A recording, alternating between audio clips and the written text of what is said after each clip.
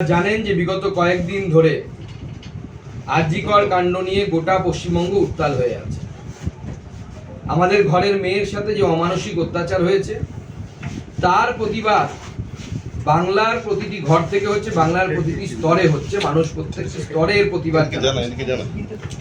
এই প্রতিবাদের অঙ্গ হিসেবে গতকাল আমাদের মায়েরা রাস্তায় নেমেছিলেন, শঙ্খ বাজিয়েছেন, তারা ন্যায়ের দাবিতে রাস্তায় নেমেছেন। ডাক্তাররা যারা আরজিকরের ইন্টার্ন, আরজিকরে যারা আছেন তারা তাদের আন্দোলন চালাচ্ছিলেন।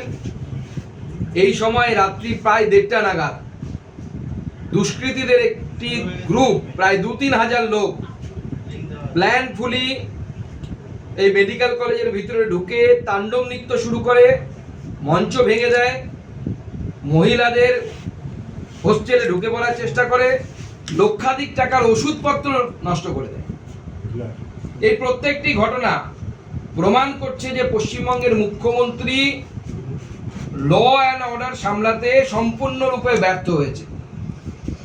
তাই আমাদের নির্যাতিতা অভয়ার ন্যায়ের দাবিতে এবং এই মাননীয় মুখ্যমন্ত্রী, আমি মাননীয় বলছি এখনো, মাননীয় মুখ্যমন্ত্রীর পদত্যাগের দাবিতে ভারতীয় জনতা পার্টি আগামীকাল থেকে বেশ কয়েকটি আন্দোলন শুরু করছে।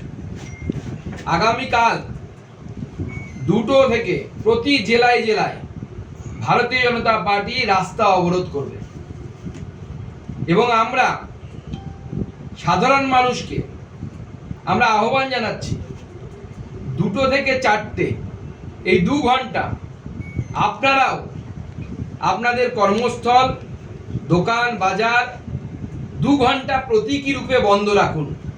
আমরা কাউকে জোর করবো না, আমরা কোনো বন্ধ করতে যাব না, কিন্তু আমরা মানুষকে আহ্বান জানাচ্ছি আপনারা সামাজিকভাবে এর প্রতিবাদ করুন, ঝান্ডা ছাড়া করুন, নিজের মতো করে করুন।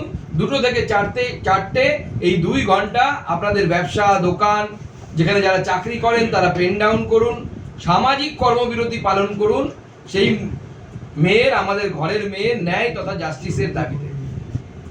আগামীকাল থেকে ভারতীয় জনতা পার্টি লাগাতার অবস্থান বিক্ষোভ করবে। সেখানে আমি, ভারতীয় জনতা পার্টির অন্যান্য নেতৃত্ব, আমাদের সম্মানীয় বিরোধী দলনেতা দিলীপ ঘোষ, বিরোধী দলনেতা শুভেন্দু অধিকারী, প্রাক্তন সভাপতি দিলীপ ঘোষ এবং অন্যান্য নেতৃত্ব যারা আছেন, রাজ্যসভার সাংসদ শ্রমিক ভট্টাচার্য থেকে প্রাক্তন সভাপতি রাহুল সিনহা থেকে শুরু করে সমস্ত স্তরের নেতৃত্ব দিয়ে আমরা লাগাতার আগামী দিনে অবস্থান বিক্ষোভ শুরু করব। মুখ্যমন্ত্রীর পদত্যাগের দাবিতে আমাদের এই অবস্থান বিক্ষোভ শুরু হবে এবং কাল থেকে সেটা শুরু হবে। তাতেও যদি মুখ্যমন্ত্রী না টলেন বা ওনার যদি সম্বিত ফিরে না আসে, ওনার এখন মনে হচ্ছে বাংলাদেশের মতো স্থিতি করার চেষ্টা করছে বিরোধী দল, উনি নাকি ক্ষমতার লোভী নন, তাহলে তার যে অপদার্থতা, তার যে প্রশাসনের কোল্যাপস যে অবস্থা, তার দায় তাকে নিতে হবে। তার পুলিশ মিডিয়াকে দায়ী করে, বিরোধী দলকে দায়ী করে বেশি দিন টিকতে পারবে না। তাদেরকে তাদের নিজের দায়িত্ব নিতে হবে এবং দায়িত্ব নিয়ে নিজের কাজ করতে হবে অথবা পদত্যাগ করতে হবে।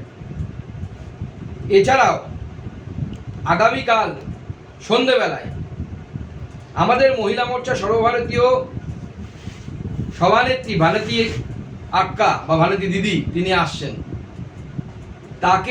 তার নেতৃত্বে আমাদের মহিলা মোর্চা হাজরা মোড় থেকে মুখ্যমন্ত্রীর বাড়ি পর্যন্ত মিছিল করবে, মোমবাতি এবং মশাল মিছিল করবে। কালকেই হবে এটা, বিকেল 4টে থেকে আমরা মুখ্যমন্ত্রীর বাড়ির অভিমুখে আমাদের মহিলা মোর্চা করবে, মহিলারা করবে এবং যথারীতি অবস্থান চলবে।